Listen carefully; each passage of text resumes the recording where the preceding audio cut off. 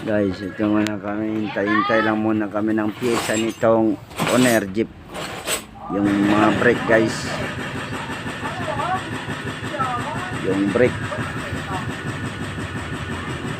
naayos ng mayari, 4 na gulong.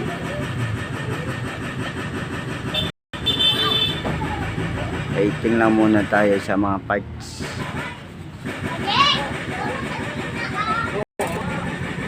Pinambat nga pala to guys from mechanical kasi yung nito, yung hydrovac na yun in-improvise, nilagyan ng hydrovac.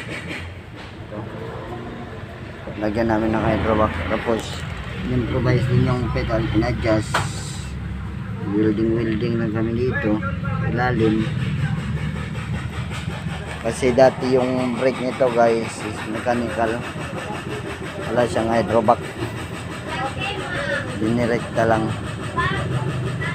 Ngayon in-improvise, nilagyan ng hydrovac para medyo malambot ang pag-preno. Waiting lang muna kami nito guys, yung caliper, yung pyesa guys.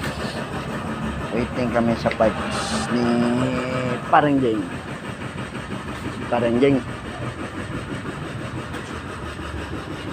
Ito si Parang Jeng guys. Wait lang muna kami sa pyesa nitong owner jeep. Ay, sa pagaligal kita quotation Jeng, no? Ang ko ano? Panto. Ito na pala guys, dumating pala yung pyesa. Kasi parang dyan, dumating pala yung caliper guys, yung pyesa. Itong owner jeep. Brake lang to guys, basic lang naman to guys. Basic. Kasi mga brake lang to guys.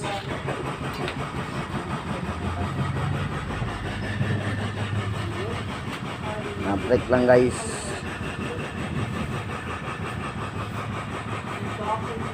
Ito nga pala yung in-overhaul namin last time na 4K engine, naka-mounted na siya.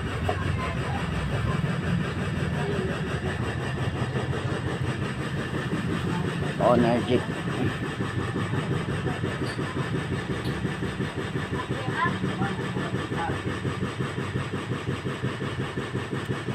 Owner jeep. Yung brake.